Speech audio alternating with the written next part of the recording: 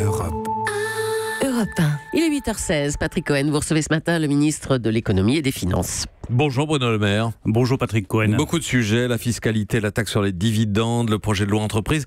Expliquez-nous d'abord cet accord arraché hier soir à Luxembourg sur le travail détaché. Qu'est-ce que ça va changer pour les entreprises et pour les travailleurs français qui peuvent se sentir spoliés par une forme de dumping ? Ce que ça va changer, c'est qu'on met un coup d'arrêt au dumping social en Europe. Un coup d'arrêt, vraiment ? Oui, un vrai coup d'arrêt, puisqu'on va limiter la durée du travail détaché à 12 mois, avec 6 mois éventuellement. C'est 2 mois en moyenne aujourd'hui en France, Bruno. Oui, mais il y a une limite. C'est-à-dire qu'on dit très clairement, on ne peut pas accepter que le travail détaché soit la norme. On rehausse le niveau de protection sociale, les niveaux salariaux, pour que là encore le dumping social ne soit pas la norme. On encadre aussi les contrôles. Donc tout ça, pour moi, c'est une vraie victoire de l'Europe et c'est une vraie victoire de la France, puisque c'est le président de la République qui avait porté ça depuis le début de son quinquennat.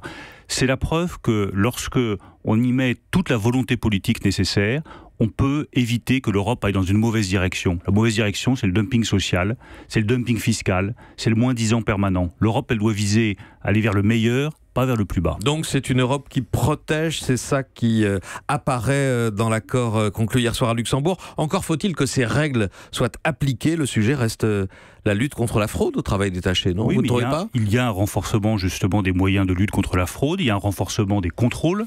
Tout ça a été négocié, je trouve, avec beaucoup de talent par Muriel Pénicaud, parce que je peux vous dire que c'est difficile l'Europe. Il faut que chacun de nos auditeurs en soit conscient. Gagner une bataille en Europe, c'est très difficile parce que dans le fond, il y a deux forces qui s'affrontent. Il y a ceux qui disent, dans le fond, l'Europe, c'est un marché, on laisse aller, chacun défend ses intérêts nationaux, mais on n'a plus d'ambition collective. Et puis il y a d'autres pays, avec je crois la France, l'Allemagne à leur tête, qui disent non, l'Europe, elle doit améliorer la vie des concitoyens, elle doit viser le meilleur, elle doit donner de l'emploi, elle doit aider en matière éducative, en matière de recherche, elle doit aller vers plus d'harmonisation fiscale, plus d'intégration, plus de protection face aux géants chinois ou face aux géants américains. Ça, c'est cette Europe que nous portons avec le président de la République. Le président égyptien Sisi est à Paris. Est-il vrai que Bercy, le ministère de l'économie, votre ministère, Bruno Le Maire, tord le nez sur un contrat de 12 avions Rafale, un nouveau contrat à cause des facilités de paiement réclamées par l'Égypte ? D'abord, on verra s'il y a un nouveau contrat. Je rappelle que l'Égypte a été le premier client à l'export du Rafale en 2015.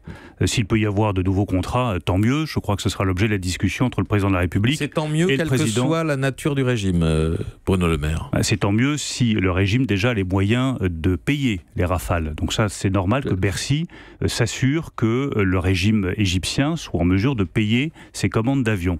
Ensuite, sur les droits de l'homme, et bien sûr que nous en parlons.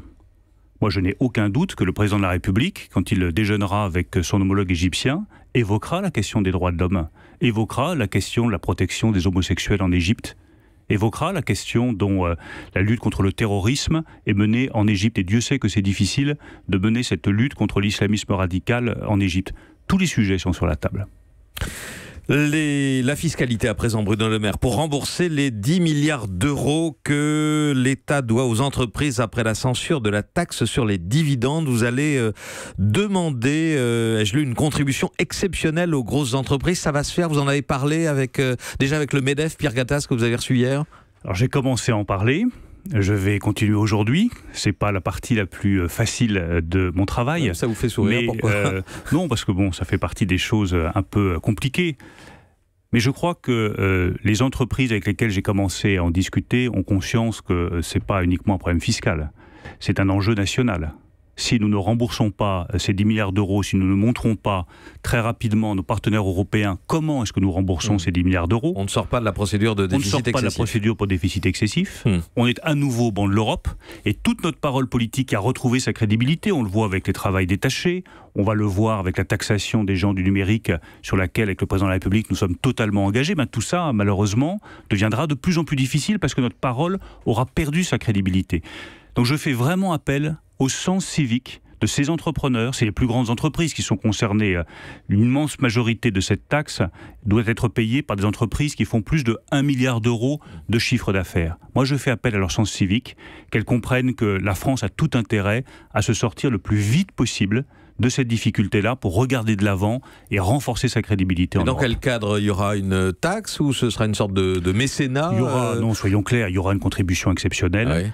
Je ne suis pas favorable à un étalement pour une raison qui est simple, c'est que les intérêts moratoires sont de 4,8%, donc plus on retarde le remboursement, plus ça coûtera cher. Je souhaite qu'on aille le plus vite possible dans le règlement de cette question-là. Si on peut rembourser l'intégralité entre 2017 et 2018, ce sera parfait. L'État prendra une partie à sa charge aussi. Combien? Je tiens à le dire, on va en discuter avec les entreprises. C'est-à-dire mais il me paraît équitable que l'État prenne aussi sa part de ce remboursement. Donc il faut qu'on définisse la part de l'entreprise. Moins de la moitié?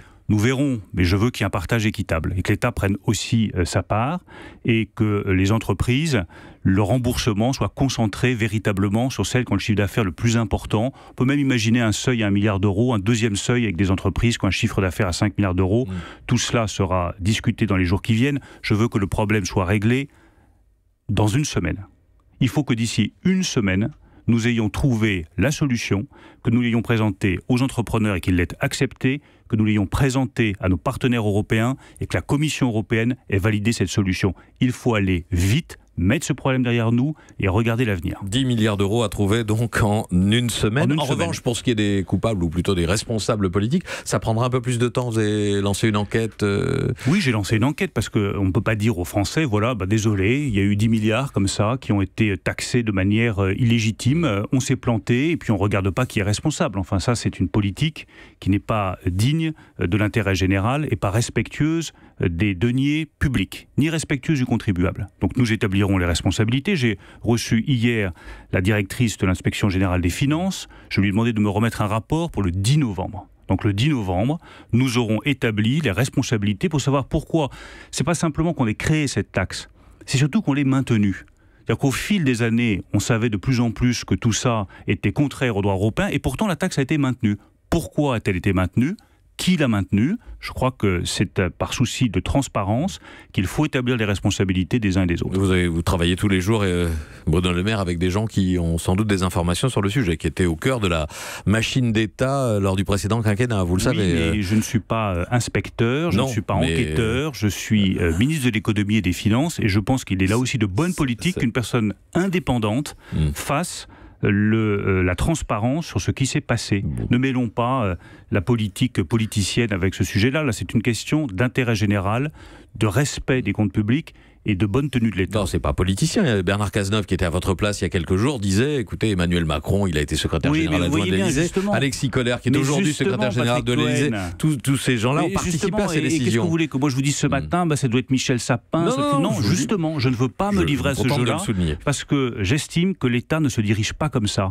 L'État se dirige en définissant clairement les responsabilités des uns et des autres. Le ministre n'a pas à se faire le juge ou le procureur de ses prédécesseurs. Il y a eu une faute. J'estime que c'est un scandale d'État et je maintiens mes termes, mais ce n'est pas à moi de déterminer les responsables, c'est à une personne indépendante. Alors à propos de fiscalité, vous avez fait voter la suppression de l'ISF en promettant une évaluation dans 2 ans. Ça veut dire que dans 2 ans, en fonction de l'effet produit sur l'économie, vous pourriez revoir votre dispositif fiscal, Bruno Le Maire ? L'ISF sur les valeurs mobilières a été supprimé et il restera supprimé. Mais je veux qu'on examine effectivement les résultats qu'ont donné ces choix fiscaux qui consistent à alléger la fiscalité sur le capital pour mieux financer notre économie. Qu'est-ce que ça a donné sur l'emploi, sur la compétitivité des entreprises, sur la croissance ? Je pense que c'est important qu'il y ait cette transparence et que les Français sachent quelle est l'efficacité de cette politique. Et si on voit que l'argent n'est pas allé à l'économie ou au PME... S'il faut corriger une chose ici ou là, on peut corriger une chose ici ou là. Sur le principe, ça ne bougera pas. Les grands équilibres de la loi fiscale, mais je pense que c'est important de pouvoir corriger une chose ici ou là. J'ajoute que je voudrais profiter de cette mission qui fera l'évaluation de la politique fiscale pour examiner l'ensemble des niches fiscales qui existent aujourd'hui en France et qui mitent complètement l'efficacité de notre politique fiscale. Nous avons la Cour des comptes, nous avons la Direction du Trésor, les parlementaires, l'INSEE qui vont travailler là-dessus. Profitons-en pour regarder pourquoi la France a un dispositif fiscal qui multiplie les niches fiscales, les avantages, sans qu'on vérifie que c'est conforme à l'intérêt général et pas à des intérêts particuliers. Moi, je suis un défenseur de l'intérêt général et je veux qu'on profite de cette évaluation pour évaluer toutes les niches fiscales en France. Dernier sujet, Bruno Le Maire, vous voulez transformer les entreprises de France, c'est l'objet de la concertation que vous venez de lancer. Vous voulez les transformer comment ? Quelle taille ? Quel est le modèle ? Le modèle, c'est le modèle français.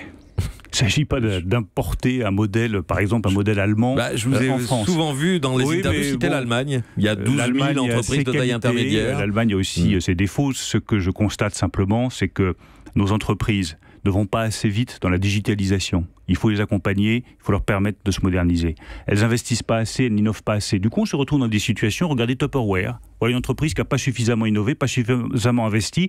Qui est-ce qui paye l'addition au bout du compte? C'est les salariés qui sont licenciés. Donc moi, je veux aider nos entreprises à se moderniser, à investir, à innover. Je veux qu'on puisse les transmettre plus facilement pour garantir de la stabilité, qu'elles ne tombent pas dans les mains de fonds de pension étrangers. Je veux qu'on ait un tissu économique solide et conquérant. Est-ce que la cogestion telle qu'elle se prépare, qu'elle se pratique en Allemagne, est-ce que ça pourrait rentrer dans notre modèle français, c'est-à-dire ouvrir les conseils d'administration aux salariés ? Je vous le redis, chacun son modèle. Il y a un modèle de cogestion en Allemagne, il y a un autre modèle en France qui est différent et je pense qu'il est important que nous gardions chacun notre modèle.